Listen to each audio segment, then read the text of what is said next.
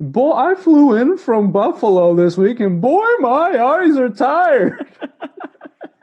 Anyway, no one wants to be in Buffalo.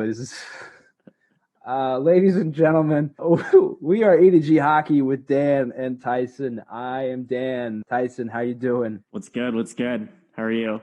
I'm all right. We are E2G Hockey, as I said, part of E2G Sports Network, home of the Unsung Sports Grid. Thank you, everybody, listening to the first episode. Thank you for coming back for the second one, second of five, the ongoing series. We're going to Pirates of the Caribbean this one, where the first one was really good, and the second one, you're like, all right, I'll accept it. The third one, you're like, what the hell? By four or five, we're just kind of cranking them out. Not the best wording on that last one, but we'll keep going. Yeah. Cut that part out. First things first, I think we got to address this TSN trade bait list that came out on the 17th. You got your eyes on it yet? Yeah, one thing I do want to say before we kind of dive into that, I had a really big bowl of granola this morning, and I was a little bit too hot to go into it, and it kind of like scraped the roof of my mouth. So it's a little uncomfortable right now, but I'm battling through it, and I think I'll be okay. Secondly, What? it's true. It really hurts. Wait, hot granola? What's No, hot just granola? like normal granola. You like oatmeal? I came in really hot with a normal bowl of granola. It's just granola. It's like I do granola Oh, and then you maybe ate like a bowl of granola, milk. but you went in too I was quickly going with too it? hot. Yeah, I I went in thought you too were hot. like, this was some Canadian thing where you heat up granola, or if granola was just Well, another name for oatmeal. I don't I think know. that's just oatmeal. Hot like that's hot granola would be oatmeal, correct? Yeah, so that's what my question was. Where did you eat a hot bowl of oatmeal and then burn your roof? But you're saying is you just ate it so aggressively and so quickly that you scraped the roof of your mouth? Yeah, I'm all about efficiency. So normally if I'm eating something, I want to just like shovel it in there. You know what I mean? So for me, I was like, yeah, like I want these clusters, like I want them now. I'm trying to get my carbs in the morning. I barely even eat anything during the day. I'm normally just like a ketchup chip guy and then calling it a day. So yeah, I went in hot. I had this bowl. I was spooning it like no one's business. And then yeah, just scraped the roof of my mouth. It's a little sore. I'll send you pics later. What kind of camera do you have that you can get that kind of? All right.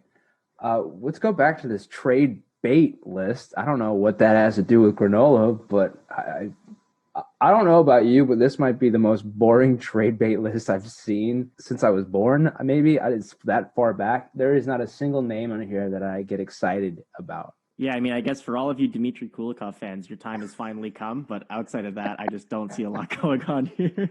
Right. I read through this list and I was just like, man, it looks like the waiver wire pickup on a fantasy hockey roster. It is brutal. This would be the list of all lists in 2009. Like this would be you've got Taylor Hall, you've got Eric Stahl, Kyle Palmieri, Bobby Ryan, Mark Stahl. Fast forward 12 years later, and I get it. I think this is a year that not a lot of big names are available just because of the uncertainty of the season. But I mean, if you're on current TSN trade bait list, the number one person on here is Matthias Ekholm. I think Matthias Ekholm is the best player on this list. He's got an extra year remaining after this year on his contract, so he's really I think it's 3 point something million, so it's very manageable. He's an excellent two-way player. He gets you a little bit of scoring from the back end. Will shut down things night in, night out. Can average over 22 to 23 minutes of night. That's a great piece, and I think they'll get a first and a prospect for him. I think that's possible. I don't think that's this year, the market being what it is. I don't think that's a stretch. But going down from there, I mean, Ekholm is not an exciting name. That's not a name that you go, where's Ekholm going, right? It's not Ekholm watch. It's Eichel watch. What are your initial thoughts when you look at this list? Is there anybody out here that kind of pops out to you whatsoever? Yeah, it's a snooze fest. I don't really have too much to add. Can I tell you a story about the first time I met Dmitry Kulikov? Yeah, please. Okay, so this was maybe my first year working in the league, so 2 years ago. I was going into the Jets locker room. He was on the Jets at the time. This was maybe, I don't know, like training camp 2019. So this would have been like September 2019, I think. I walk into the room. I was working with Dimitri. I didn't really know. It was my first time really being in the league. So everyone was kind of walking around me and I had no clue what was going on. I was just kind of standing there making sure I didn't look at anyone the wrong way. So finally, I see all these guys. Dimitri just kind of looks at me and he kind of like comes up to me. He's like, hey, like, can you help me with whatever he needed help with? I think it was equipment or something like that. And so, we kind of went back and forth. He brought some stuff out. I showed him some skates, showed him some sticks, and eventually he wanted to tweak a few things, whatever. And I was like, all right, well, like, how about, like I come into the room and I take a look at your stall and we can kind of figure out the skates, whatever. And he just goes to me, he's like, no, like the hallway's fine. You don't need to come in. He's got a bowl of borscht underneath, and it's just kind of holding out there. And he's like, "That's you can't touch that." I don't know. What are you hiding? I mean, to be honest, he probably heard what I said about Putin last episode, and so there's probably just been there's probably been a blacklist of me all through Russia. So at this point, you've been doing this. You've been working in the league for over 2 years now. Is there anybody that you've seen that's kind of caught you off guard, or for good or for bad? I know you've been in a number of locker rooms at this point, but is there anybody that you go starry-eyed, or if you had a moment of like, well, that guy is not what I expected? You don't get, I wouldn't say nothing negative, but I definitely didn't expect James Van Riemsdyk to use as many emojis and text as he does. He's a guy where you'll be talking to him and he may text you all day, and then like you'll send him something, be like, hey, sending this out, let me know when you get it, and he'll reply with like a thumbs up and then like a unicorn emoji, like just a really eccentric guy. So yeah, I don't know, everyone's pretty good. Like you'll get the occasional late night call and text, and I like David Perron is a player that I grew up really admiring, and then I've had the pleasure of working with him over the last summer. And he was a guy, we're very typical French player where you take care of him, everything's good, and then he just sends you tons of like thumbs up emojis and exclamation marks, and they're very brazen in how they kind of present everything. So there's a ton of guys around the league, but JVR, I definitely didn't think he would be as animated as he was, and I love Reamer for that. He's a beauty, good friend of mine for sure. He's having a great killer season. Year. Unreal. My God. Year. I didn't expect. I've always liked JVR's game. Going back to this TSN list, something that I'm more interested in are the names that are in between. Right? You look on this list. Like, first of all, we can talk about Tony DeAngelo. Can we talk about the fact that he's on here real quick before we go into the names that aren't? Why is Tony DeAngelo still on this list? He's 25 on here. He's played 6 games this year. For those that remember, he was excommunicated by the New York Rangers over his antics. Should have been dragged to the streets with a bell of shame wrapped around his neck. And I have nothing against Tony DeAngelo, to be clear. I don't care about his politics. People have their opinions. What I don't like about Tony DeAngelo is his antics. From a journalistic point of view, as I don't like his followers. For those that don't know, I wrote for Blue Line Station for a little while, and anytime I would mention Tony DeAngelo in the article, I to be clear, I'd never brought up his politics outright, unless they were being talked about. But I would never bring my opinion on the article. I would never do anything like that. Every time in the comments section, they'd be like, Tony's fighting for this country. The media is soft. Writers like you, another lib writer. And I'm like, hold on a second there, guy. New York Ranger fan 44275. First off, I didn't address that. It sounds like you're exercising your demons. I feel like you're on the wrong blog right now. I'm always so frustrated because Tony DeAngelo prevented me from doing my job. What I appreciate, though, is all those angry Tony DeAngelo fans would keep clicking. So they'd get mad and they'd click again, get mad and click again. And so I'll be like, oh, no. It's just infuriating that he's still on this list and his fans infuriate me. People always want to say, keep politics out of hockey, keep politics out of sports. Well, I didn't bring him up. You brought him up. I didn't even write about him. I've addressed an incident, and then you go on a whole tirade about it. I don't know if you need a hug or a cigarette. I don't know. That's my Tony DeAngelo gripe. Yeah, I'll be the one to say it. I don't think Tony DeAngelo is a good guy, and I have a lot of things against him personally. The way I see it, he's right below Vladimir Putin and Sharp Granola in my garbage man power rankings. So if anyone wants to come for me, my DMs are open. Twitter, Instagram, come at me. I got nothing to do all day. All I do is eat snacks. So if anyone wants to come at me, I welcome you. Let's be honest, Danny. Like Tony DeAngelo, he can only have so many ghost Twitter accounts. You know what I mean? Like you can only make so many Tony DeAngelo123 at Gmail before Twitter doesn't let you have any more accounts. So at a certain point, if we just DM and block all of them, he's going to run out of emails at this point. So yeah, I don't like him. You know, you can mince words a little bit more delicately, but even just from a politics perspective, sure, whatever. I don't really care politically what you do and everything like that. But at a certain point, it separates from politics and then just basic rights and respect for other people. And I don't think Tony DeAngelo has a lot of that. It's been pretty proven throughout his career. This guy's character speaks for himself. It's laughable that he's even on the list. And like I said, just a garbage person that I don't really have a lot of time to talk about. There you go. there's certain names that are not on this list that should be on this list because they're being talked about, right? They may not be on here, but we talked about it last week. Max Domi's name is popping up. I don't think he'll be moved, to be clear. Thinking about it, I think if Columbus moves him now, they've officially acknowledged that they've lost the trade. Unless somebody comes knocking with a first and a prospect or a sizable offer that they can't turn down, you don't trade him because he's still a great player, like we've talked about. You know, he's hit 70 points once before. He's capable of a lot. I think it's still the coach. I still think it's coaching issues. But the name that's popping up a lot that's surprising to me is Clayton Keller. Clayton Keller, to me, 22 years old, fourth-year player with the Arizona Coyotes. He shouldn't be on this list. He shouldn't be someone he should be someone you're building a franchise around. But instead, his name's popping up a lot as the player that can accrue the most assets for the Arizona Coyotes in this upcoming year. He's the player that if you were to trade, you would get the most bang for your buck. And a lot of it comes down to contract. In the offseason, he signed a 8-year, I think it's $59.5 million contract.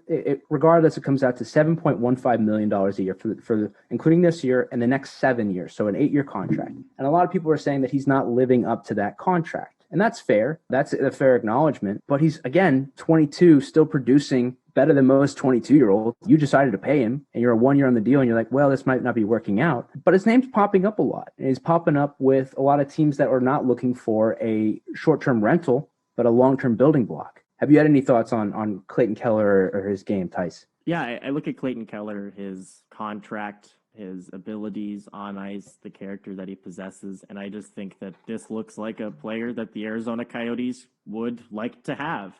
So it's a little curious to me why they're shopping this guy. And, you know, at the end of the day, regardless of how many draft picks you have or how many you get back, you're just kind of guessing whenever you're bringing a new player into your organization. So if I'm looking at Clayton Keller, I signed him. Sure, maybe it's been pretty well documented that anytime you come into a new contract situation, especially in the NHL, where there's a lot of pressure associated with that. Maybe it takes you, some players, it takes even a year. Look what happened with Nylander after his holdout and, the kind of the player that he's progressed into now. So I see it happening a lot where guys will get a new contract, they're gripping the sticks really tight, and then they're just not really living up to that initially, and then they kind of settle in once they stop thinking about it. I fully expect a guy like Clayton Keller to do it. I worry that if I'm Arizona, I maybe come into that situation a little too hot and then just say, we can't really afford this. We have an internal cap or payroll that we're trying to keep low. Maybe let's move this so we can get some young guys in. I think it's a mistake to try and move them. I think if you really hold out and just wait a little bit, that it'll reap the benefits. But I'm nervous that maybe Arizona doesn't have the patience to do that. We talked about in pre-production about a team that would make sense for them, especially in their current situation, especially in their current cap situation, is the Chicago Blackhawks. It's an understatement to say that they've overperformed expectations this year. Just about everybody thought they're a team at the bottom, especially with their injuries, especially with Brent Seabrook retiring, with Jonathan Toews being on long-term injury reserve, Andrew Shaw being out of the lineup. Kane has carried that team, and then DeBrincat is overperformed. Kublik's been great. The team is strong. But Clayton Keller would fit in perfectly for a long term. They've said that they'd be willing to make some moves so long as it's not a short-term solution. They're not going to bring in an Eric Stahl for a season. They don't need that. They need to build for the future. They acknowledge full well that this isn't the year they're going for the cup. Their pieces are not here right now. So what you have to trade in return would be interesting. I don't know what that gets you. But a team like Chicago, with as much long-term injury reserve cap relief that they have right now, it makes sense. Other teams that make sense, Edmonton Oilers. They're going to be losing Ryan Nugent-Hopkins' contract, and there's been talk that he's going to be searching upwards of $10 million. I don't know if he gets it, but that's kind of the talk. And you can always go back to the Boston era because he played at college hockey up there. And also another team that he would do really well in is his hometown, which is the St. Louis Blues. But they're good for a little while. I don't see anybody making those moves. The funny thing about that, though, talking about the Arizona Coyotes, is they're talking about assets. For those that don't remember, the Arizona Coyotes have forfeited their first overall pick this season due to draft violations. The funniest thing about this is that, correct my memory, Tyson, but if I'm pretty sure that they were doing workouts with a number of prospects illegally. And they didn't just do it with one or two players. They did it with 20 plus players, which is at some point, like in an NHL front office, I feel like there's at least somebody that's like, hey, we can't do that. I know Chayka, is it John Chayka? Yeah. He was the GM at the time. I know he was new. I think it was his first year as a young guy, but I feel like there was enough veterans in that front office, like, hey, what you're doing here we can't do again. But in fact, he did it 20 times over. At a certain point, you know, like, I love it. I love any rat moves that any people make to the league. I don't think the NHL is snaky enough. I think there should be more backdoor deals. I love this, but I think three things in life are always true: death, taxes, and Chicago and Arizona making trades. So this doesn't surprise me at all. I don't know. It's not looking awesome. I just don't see where they kind of get the assets to pull off something like this. If you're looking at the draft board right now, it's really funny going back because they list Arizona on there as like hypothetically being like the 11th pick, right? But they're like, so it goes like New York Rangers at 10. Arizona has forfeited their pick at 11. Edmonton at 12. So who gets the pick? Like, where does the pick go? It just doesn't. There's no. It literally. So there's 30. There's just only 30 picks this year. Right. That's what's hilarious. Oh, 31 because Seattle will be in. But that's the thing. That's Seattle, so. But 31. That's even funnier. Right. They so should hold a lottery for Arizona's pick. That's what I would do. Well, this is interesting here too because you get a signing bonus if first round player, pick. Yeah.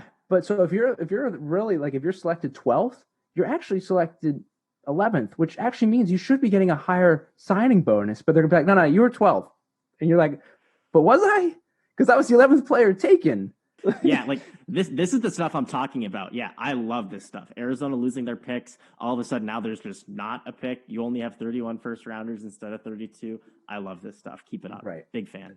So we're not really going to have 32 first-round picks until the following season. Hilarious. One of the things we were talking about, and if there's anything we've missed and covered, stop me, but what are the value of draft picks this year? I've never seen a draft kind of mock draft scenario where players have moved up and down within the top 10 so drastically. Owen Power out of Michigan has gone anywhere from first overall to like 7th or 8th.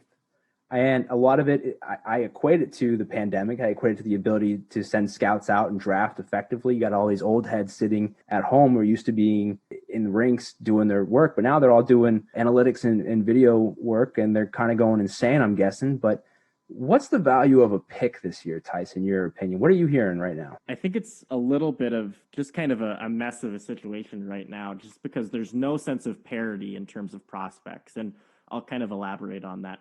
First off, I think it's an interesting situation because there isn't that clear, first cut pick like there is in, the previous years, right, and also where there is in 2023, where it's going to be, and even that's not as clear cut, but at least when in next year's draft, you have a Shane Wright, Matt Savoy battle that is kind of projecting to be a little bit more clear cut, rise above the crop. This year, I think you look at the top 13, 14, 15, and there's a lot of really good talent that I want on my club. So I think it's difficult from that perspective just to kind of get a good gauge on things. I think you're going to see a bunch of jumping around, and as leagues continue to play or some aren't even playing, it's going to be kind of a mess, and someone's best guess as to who's going where and what's going on there. Another interesting metric as well is that not all leagues are playing right now. You have some of your best players where maybe they're playing in the WHL bubble that just started 2 weeks ago. Maybe they were playing in the Q, who've stopped and started 4, 5 times, however many times they've stopped and started. A lot of the teams that, a lot of players rather that were playing on North American teams, they weren't getting their normal starts during the season, so they went over to Europe. Some came back when North American play resumed, some didn't. Some stayed over there, some are still there. There's plenty of CHL talent that's over in the USHL and vice versa, kind of all over the place. So it's an interesting kind of dilemma that I definitely wouldn't want to be in a place of, of a scout right now, just because it's really tough. If your job's on the line, it's tough to get a good read for these guys. A lot of times you're going off of last season, where some of these guys, you take Carson Lambos in Winnipeg, who I'm a massive fan of. I think he'll go first round this year, top 10, top 15, where, he's playing now, and he came back and he had a great year overseas in Finland, playing for junior and then also a little bit of pro before the WHL resumed. But you're primarily going to be basing a lot of this off of like first year junior, which you were maybe 16, 17 to end the season, where a lot of these players, they come into their prime, and you see these guys that will be, solid forces in their 16 and 17-year-old years. And then when they move into their 17, 18-year-old year, into their draft year, a lot of these guys will actually put a stamp on the league and a stamp on their team and a stamp on their name and solidify some draft positioning. So Right. I think it's curious. I've heard a lot of teams in miscellaneous leagues where you have some CHL teams that they don't have any money. They're not getting any funding. They're not getting any tickets. A lot of these teams just want to get in and out. They barely even want to play this year. They just wanted to postpone to next year. So they're just trying to get out. They're not buying players sticks. They're not buying players skates. They're just trying to get in, get out, and not even worry about it. So it's a headache for everyone involved, but definitely a little bit of a crapshoot this year. It's definitely tough to kind of get a good pulse on everything. First round draft picks aside, right? We've had a lot of these players on our radar for some time. You look at the Atiratis, the McTavishes, these names have been in at least for a year or two that we've kind of been known to look at them. You got to look at depth guys this year, right? A first round pick is a first round pick, and you're kind of sure almost 90% chance you're going to get an NHL player, a guy who can play in the league at least, right? Second to fifth round, what are we getting this year, right? What is a lot more gambling like we're talking about. Going back to the trade deadline coming up, less than 3 weeks away, I think at this point, I'm hearing two fields of thought. I'm kind of curious to get your take on is that we might see less picks moved or we might see more picks moved kind of for the same reasoning, right? Is that we don't know what they're worth, right? So you could say that a second round pick he really could be a first. We don't know exactly. Or you're saying that we don't know what he's going to be worth. And so we're going to want a second and a third for a player this year. So it's kind of the same ideology for both scenarios, but is there one that you're kind of leaning towards with your own personal insight? I think from my perspective, the way that I've kind of seen, sure, maybe there's not a ton of elite top talent. I think there's a lot of great talent in this year's draft. You can kind of go through the list. I think it's definitely another USA heavy draft, but there's a lot of great Canadian players. This is a year where you could really fill out some solid forward and D spots, especially. I think there's a lot of great defensemen available in this year's draft. If I'm a team, I'm holding on to my picks. I mean, you don't know. A lot of players will come into their prime into their draft year and then really go crazy and get bumped into draft rankings which they weren't in before. So if I'm a team, I'm thinking not that I'm normally balking at like the third, fourth round, but I'm looking at the third, fourth round. Like there could be a potential first rounder in there that maybe just didn't get the showcasing this year that he would have normally gotten in a pre-COVID world. So I'm looking at these things like, hey man, there could be a guy in Owen Sound where he spent all of COVID in the gym, rink in his backyard during the winter, putting in the hours, getting really, really solid. And now that's a guy that probably, if everything was normal and the proper visibility was there, he would be going first, second round. But now he's still projected third, fourth because we didn't see him. So if I'm a team, I'm really scared, especially if anyone learned anything from the Vegas expansion draft, it's that I'm sure Seattle is going to put their foot on a lot of people's necks. You want as many assets as you possibly can going into that, unless it's a slam dunk that I'm really trying to go for it this year and win a cup and my core is getting older and I only have a year or two left to go. That's the only real situation I can justify moving some assets. And even then, I think it's a little sketch. I'm really curious to see who goes first in the upcoming weeks leading up to the trade deadline, because that's going to dictate the market moving forward, right? If Taylor Hall agrees to waive his no movement clause and he gets a first, a second, and a third, something like that, right? Like a Tomas Tatar kind of deal that from a few years ago with Vegas to Montreal, something like that. That's going to set the pace for everybody else, right? Also, you're looking at Raquel. You're going to be looking at the other guys. I don't know what is Bobby Ryan worth right now? We don't know. These are guys that are on this board, but is Bobby Ryan's value going to be more this year because we don't know what a pick is, or is he going to be a fifth, sixth rounder? What's to say? So that's what I'm kind of tracking personally, and kind of saying let's see where the chips fall. But this year is going to be different than every other year for sure. So last week we said that we're going to be doing a segment each week called GM for a Day. Well, we lied to you. I lied to you. And I'm fine with that because I can't see your faces. And I know you might be out there, but I figure we could just do something else a little bit more fun and a little bit more fresh. And we're going to take a look at, since we are at the halfway point of the season officially, for the most part, most teams are past the 28 games in a shortened 56-game season. I think it's a good time to take a look at where people are in terms of trophy tracking. There's a lot to kind of look at here, and I figured, Tyson, if you're okay with it, I think we can just ignore the fact that I made a promise to these people last week about a routine section and just move on to something else we would rather talk about. Yeah, it's not how I would care for our loving fan base, but I mean, it just says a lot about the person that you are, so I'm okay with it. We can keep going. Yeah. Great. What do you think about the Vesna prediction? I think Vesna's it's a two-way race right now. I think Vasilevsky is Aren't all races two-way? my mind's in a pretzel. Hold on a second. One way, two.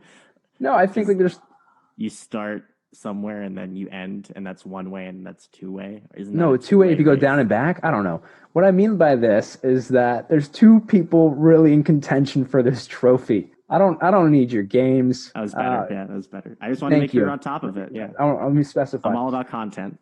I think Vasilevsky is the clear front runner right now. I think Tampa is pulling. I didn't think Tampa, after having to make a number of cuts, would be as dominant as they've been post-bubble hockey. But Tampa is still the team to beat out east, I think. And also in that division in particular, they're just kind of running away with it. So I think Vasilevsky is the front runner. But my dark horse, who's not really a dark horse, but is the person who I would love to win it at age 36, was projected to be essentially a backup this year to a degree, or a mentor, who can stop a game night after night, is Marc-Andre Fleury. Vegas is as real as it gets out west. I don't think they're the team to beat. I thought it was going to be the Colorado Avalanche, like I said last week. It's Vegas. And a lot of that is that Fleury can just steal a game away from an opponent. He just can do it all. And I would love for him to win it at age 36. I would love for him to say, Vasilevsky, you're a great goaltender, but I'm still the flower, and I'm going to take it. Do you have an opinion, or are we just going to sit here in silence? I was going to say something, but then you were kind of making a face like you were expecting me to say something, and I thought it'd be funnier just to wait a little bit. Oh, thank you. I mean, yeah, let's be honest. Like, you're Andre Vasilevsky, and like Marc-Andre Fleury is the guy that your girlfriend tells you not to worry about. It's pretty clear to me that Flower is going to take this one. I'm a big Vasi fan. Tampa's an absolute wagon, but I think if you're looking at Vegas and what they've been able to do, how solid of a team they are, you said it perfectly there. They're definitely the team to beat. I think the big thing in the goaltending position is just having confidence. And if you know that your goalie's playing well, your whole team is going to play really, really confident, which I think you can tell from Vegas's play. They definitely are. I think that one is a little bit less controversial. I hope Flower takes it. I wouldn't be surprised if we saw Vasi take it. I think another name just to kind of watch, depending how they do the second half, is Grubauer out of Colorado. Grubauer, super solid, really good. Surprisingly so. Like, yeah, he was this tandem, and a lot of the questions surrounding the Avalanche is their goaltending help. But I mean, on Saturday he just got another shutout. I mean, the guys looked great. I'll be honest. So I think he could be a dark horse as well. The obvious ones are Vasilevsky and Fleury for me, and then Grubauer could be the guy who could steal it all. Who do you like for Calder, Danny? I think this is Kaprizov's to lose. I could watch him play all the time. This is the Wild have had the most exciting player they've had since Marian Gaborik. This guy, I just didn't realize how polished he was going to be because he's had that time over in the K, and he came over here and has just been a joy to watch. I don't think anybody takes it from him. I think, is it Lankinen? I think it'd be Lankinen with Chicago, who is just another name we didn't expect. I think he could be someone. The only Russian I like is Kaprizov. And that's not just for the Calder. It's like in humanity. That's the only one I like. So I think super filthy. He has really good style, which I think just initially there, I haven't seen any rookie come into the league outside of maybe Tim Stützle, where they come in with I like him. Good style points. He cuts the cuff off of his glove. Very traditional Russian fit to his gear. So, yeah, definitely like big Borscht guy for sure. I'm sure Dmitry Kulikov and him are already talking smack about me right now in a different Russian group chat with a lot of emojis. Any nation that pours ketchup on their spaghetti is normally not fans of mine, but I'll make a small exception in this case. How do I argue? You're like, I'm going off of here, like stats, time on ice, chemistry with Matt Zuccarello, the in and out highlight reel, and you're talking about spaghetti ketchup right now. Like, I don't know. Do you think it would be good? No. You don't think it would be good? I don't think it would be good either, but like, could it be like, I don't know, maybe if you put like a lot of parm on relative to what? Hold on a second. Like, I don't. Like Ovi's classic pregame meal, right? Oh, it's insane. Like something like that. It's chicken parm with, I think it's linguine and then like 5 different sauces. It's like mushroom, Alfredo, tomato, and then like, I think vodka as well. I think it's 4 different sauces with the chicken parm and linguine. It's just something vicious. crazy. When I saw that, I realized that I could have made it as a professional athlete. There's few things that I like more on this planet than chicken parm, and that just completely solidified Ovi as my number one. That's actually, I misspoke. I previously said that Kaprizov is the only Russian I like. Ovi is right there as well because he's also #chicken parm gang, so I appreciate that. The next 3 episodes of our show that we're permitted to do, I'm going to be doing like a Russian counter of people that you actually like that are Russian, just to kind of be like, okay, let's keep a track. There's 3, there's 4, there's 5. Let's just see how many times you lied to people. I mean, I lied to people once. You seem to be lying a few times already. I'm also going to do some digging because I put in the work to get results on how many guys in the league eat chicken parm as their pregame meal. And so I'll specifically do some research on that and trying to find the rest of chicken parm gang out there, because I think there's definitely a few guys that Ovi's probably influenced. So more to follow on that. I think everybody said that Lafreniere was going to take it going into it, and he might be the biggest kind of. Does he have 2 points? He's got 8, I think, in like 29 games. Bro, like my Be a Pro in 2014 NHL had more points than that, and I was playing on Pro, and I was 68 overall. Well, this dude needs to put down the Gatorade and pick up something else because it's just not working. Well, the problem that I have with the Rangers organization, not just as a fan, but in terms of expectations of a player and putting him on there, because they're obviously not doing a great job with developing other players. Like Capo Caco's having struggled right now. Why does he have to play in the NHL? Is it just because you drafted a guy first overall and now he has to play in the NHL? Why don't you just send him back? I understand this is a little bit of a particular year with the Q not playing and playing and everything like that, but play him some. Why does there have to be all this pressure to play in the NHL so quick? We've seen it so recently. This wasn't commonplace, pre 2013, 2014. Right. I think around those years, you finally started to see like, wow, we just drafted this guy and he's ready now. It used to be you didn't play in the league. Like 21 used to be young in the league. You used to be 22, 23, finding your way in the league. I see a guy that's really filthy, super, super good, but I don't know. I see a similar situation like Jack Hughes. Was he good enough to play last year? Yeah. Did he gain some development? He was too small. Yeah. Could he have probably used the time in the AHL or whatever just to destroy, annihilate there and build up some confidence and do well? Yeah. Did it end up working for Jack Hughes? Yeah. He's playing better and he's solid, but there are tons of instances where guys get rushed and it doesn't work and their confidence is shattered forever. I'm not saying that's what's going to happen with Lafreniere, but I just think, man, you could probably be a little bit more patient. It's not like the Rangers are going for it this year. What makes me mad about this too is that they chose not to let him play at the World Juniors. So think about this. He made his NHL debut in a season that didn't have expedition games, right? So you just put him in cold to the first of the season, right? He hadn't played any hockey game in 10 months. And you're expecting all this pressure on a first-round pick. It's not fair to do to him. Do I see those flashes you're talking about? Absolutely. But at the same time, you're right. He should have been given the opportunity to build that confidence back up, not just thrown into it. I mean, he's doing fine for a guy thrown into it. I'll give him that. He's not a liability out there. He's not like some guys. Well, that's what I'm saying. He can play, like he's out there and he's solid, but I don't know. I feel like if you're at that point, like you want him to dominate. You want a guy that's scoring 200 points. Right. And, like I still think he will be that guy. He's a freak. He lives in the gym. He's super sturdy and strong and mature for his age. But yeah, I don't know. Like I just think they should be handling him a little bit differently. I agree. Speaking of World Juniors, did you see Zegras' goal, his first goal as in the NHL the other night? Did you see the hands team? No, I was gonna see it, and then I think I scrolled down to a Pizza Hut ad after that, so I missed it. Hands team. Oh my God! Yeah, he's so filthy. I think he's going to be great. I think you talked about last week. We talked about Anaheim having your future's coming. Like Drysdale got his first in the NHL as well. Like the team just has pieces moving forward. I'm not going to say you heard it here first, but whatever. I don't know. I didn't hear anyone talking about these guys before we talked about them. No, we are the first. Yeah. All right. So I think that covers the Calder and then like 5 other points. So let's move on to the Norris. Do you have a take on who do you think is going to have a Norris? No. You don't have a take? Not really. Nothing really sticks out to me. I got one. Give me one. Victor Hedman is over a point per game right now. Victor Hedman is so boring. No way. Know he's good. We know he's 6'8". Yeah, you're the best defenseman in the NHL. Yeah, we know. We know you have the hardest shot. We know all these things. Can Erik Karlsson figure it out and stop complaining about his contract and finally get back into a Norris candidacy? Because, I need some competition. We know Victor Hedman's good. We know he's a god. Everyone knows that. How spicy was that Karlsson comment, by the way? I love that. I do. If I'm Ottawa, I'm laughing. I am laughing so hard because you fleeced San Jose on this one. A top 5 pick for him. I mean, you think about this. Karlsson's I didn't come here to be a part of a rebuild. And play better.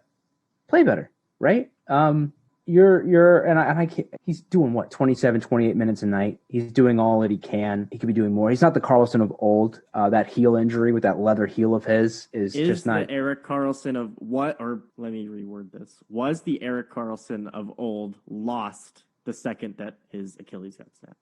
I think so. I think that playoff series he should not have kept going. I think that did him in. I think the rehabilitation that came from that was, I appreciate the tenacity and the drive, because he carried that Ottawa team. He carried them. But you're looking at the long-term, I mean, his contract's fine. He's making money. He's not hurting, financially. But do I think San Jose is going to be a team that competes for a Stanley Cup within the time of this contract? No, because Burns is going to be gone. You don't have a number one center. Evander Kane is still in Vegas. Still there. Yeah, he's still wanted there. to. That's everyone's like, check on Kane. Where's Kane right now? He's still there. He's at the Bellagio. He's looking for Danny Ocean. That's the only way he's getting out of debt right now. He's looking for Ocean's 15 right now. He's trying to get one of those brothers to fight him just for some pay-per-view money. Jake Paul. Yeah, he's looking for that YouTube money right now. Get that YouTube cash. I'll tell you, when like early on when Erik Karlsson came back, this is maybe a season or two back. Right. I specifically heard from a player that there was two players talking that I overheard, and they were specifically telling them, "Hey, go this way on Karlsson. He can't turn." Like, it's pretty well known that he is not the same player that he was before. I'm not saying that even Erik Karlsson at a 10% capacity, not that I'm saying he's at 10%, but even if he's at 10%, is he one of the elite skaters on the planet? 100%, yes. But I just think a lot of that series with Ottawa, he left first off, maybe not a lot of money on the table because he cashed in, but man, he left out on a lot of potential ability that who knows if we'll ever see that again from him. It's heartbreaking because he was one of the most exciting players to watch, and everybody was, they were like, I remember, who was it? Was it San Jose? Was another team that was lined up against him, and they three stacked that side of the face-off circle in the zone just so, because they're like, oh, great, you got to take him that night. Nobody wanted to skate against him. I think it was L.A. I think it was it was Doughty and Brown that were going back and forth. I think Kopitar was on the ice, but it was right. Doughty and Brown that were going back and forth on it. Yeah, he was a feared player in the league, but it definitely is heartbreaking. Speaking of heart, who's your favorite for the Hart Trophy day? Well, I'm actually disappointed. What a segue. My God. Classic. Did we say who we thought could take the Norris from Hedman? I think I said if Erik Karlsson had two working feet that he would have been able to. But outside of that, I think it's Victor Hedman to the house. I'm going to say John Carlson. I think he's always capable of it. He'll be up for the voting, but I mean, I don't know. They probably will throw Karlsson a cheeky little Norris vote just because Hedman can't win it every year. The league loves doing that. But we're just kind of spreading it around. It should be Hedman, no question. He's got 32 points in 30 games. Back to your amazing segue of heart. I would say that here's my frustration. I feel like there should be a player that we all unanimously go, yeah, he's the best player, no question. He means doing it, and that's McDavid. We all know Connor McDavid is the filthiest player on the planet. Nobody has his entire toolkit like him. He's that good. We all know he's that good. Yet, right now, I think NHL.com just listed Patrick Kane as their front runner. And I understand that Patrick Kane is having a great season against all odds with a thrown together cast around him, with injuries galore, what have you. And I understand that the award is for the most valuable player to their team, right? And so the question always is, well, who's more valuable to this team? Is Kane more valuable to the Blackhawks than McDavid is to Edmonton? And you're going to have that problem in Edmonton of well, no, they have Draisaitl. Well, Draisaitl was up for it last year and won it, in fact, and he had McDavid. I think it should be McDavid 1, Draisaitl 2, Kane 3. I feel like that's how it should be, just because of what that's where I feel. And I think Kane's a heck of a player. He'll probably go down as the greatest American of all time to play the game. He'll surpass Chris Chelios as the greatest American player of all time. But I just don't understand why people are taking this away from McDavid. McDavid should win the MVP trophy for the next 20 consecutive years. Agreed. Like there is truly no one that's more valuable to their team. I don't know what these voters expect. Like, do these voters really expect like one great player on a terrible team to just do everything, and just because they have one solid player surrounding them, that it just takes away from that? I don't see that at all. And to be honest, I love Draisaitl. I think he's a dirty player. I don't think he does a quarter of the things that he does on his own without McDavid at all. Agreed. I also think the fact that he's been able to play with McDavid and practice with McDavid has elevated his level. He was drafted high. He was projected to be a great talent, but when you're playing around elite level of competition, that raises everyone's game. I just think it's crazy that McDavid isn't up for it every single year. I mean, he is always up for it, but the fact that he doesn't win it, McDavid should be the unanimous MVP for the next 10 years, and it's laughable to me if anyone tries to say anything else. Well, it's like the whole Crosby-Malkin debate forever, right? Well, it's like, well, Crosby, like, we all know how good Crosby is by himself. Does that take away? No, Malkin's got his own thing. It was almost like a 1A, 1B, right? That's the same situation in Edmonton. Give 1A his due, right? Give it to him. Does Draisaitl get it, that MVP last season without McDavid? I don't think so. No chance. No chance. Right. So why should this be any different? I love Patrick Kane. I think he's got probably the best hands any of us have ever seen. He's incredible. If Edmonton is able to go to the playoffs to make a serious run at everything, I think there's no question, because the last thing on Edmonton's bucket list is a cup, right? What other award haven't you won recently, right? You have two of the top 5 players in the NHL. I don't think there's anybody who could say that Draisaitl shouldn't be in the top 5.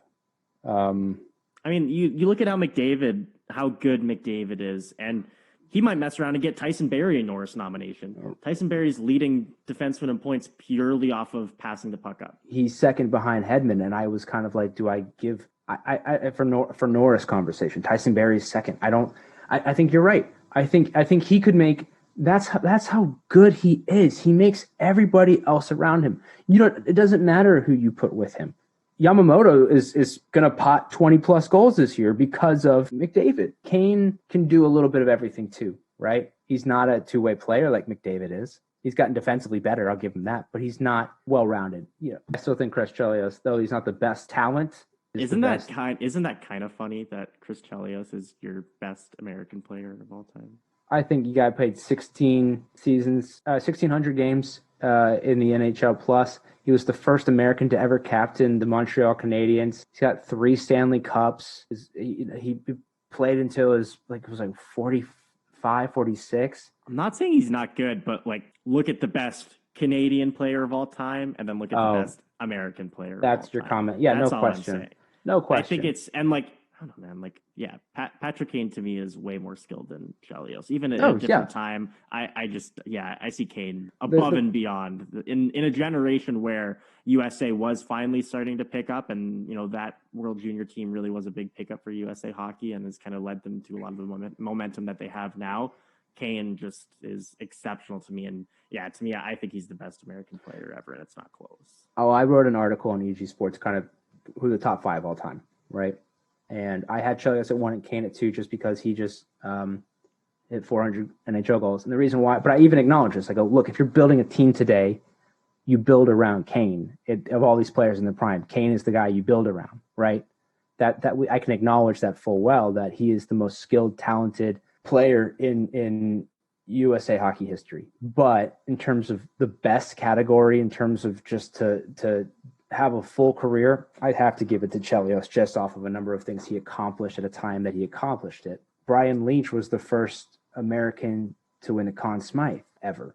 There's a lot of awards for these guys that you just got to acknowledge. Kane's better than Brian Leetch, no question. Brian Leetch is my favorite player of all time.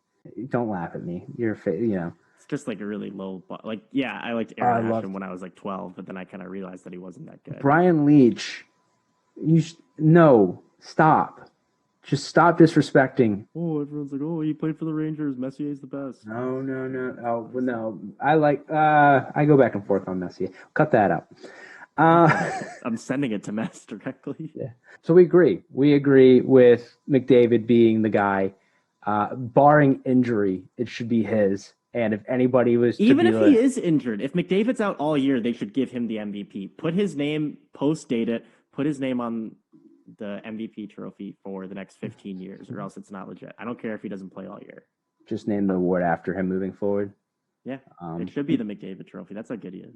Here's some context for everybody listening. They're like, well, Kane, all the Americans listening. Patrick Kane has, in 32 games played, has 42 points, 12 goals, 30 assists, and is a +4 on the season. Connor McDavid, in 33 games, has 20 goals, 38 assists, and 58 points. He has 25 more points, and he's nearly doubled. The PPG. He's at a 1.76 points per game. That's insane. That is something we haven't seen in some time. Give credit where credit's due. That's his award. There's a chance. Yeah. Wrap, done, easy. McDavid forever. Hashtag XOXO. I'll find out if he eats chicken parm for pregame too. I'll figure it out. I feel like he doesn't. He doesn't look like it to me, but I'll figure it out for sure. I don't know about you, Tice, but I got a thing at a place at a time that I've got to attend. So I think we should call it adieu. Bid you adieu. Call it adieu. What are you saying? I don't know. What are you saying? Hey, Tice. I don't. You're drowning on this outro right now, Jamie. I know. You want to take it? We're just gonna roll. Honestly, I have a lot of research to do for the rest of the evening. I have to go through everyone's pregame meal. I have a big chicken parm tasting later, and I still have to get some aloe vera on the roof of my mouth. So I think that's it for me. I think we got to go. I think we got to wrap it. Yeah, that's fair. I've got to see a man about a cow. So I'm. Anyway, that's been E2G Hockey with Dan and Tyson. I've been Dan. He's been Tyson. You've all been great. Thank you for listening. We'll catch you same time next week. Thank you for listening. Have a good night.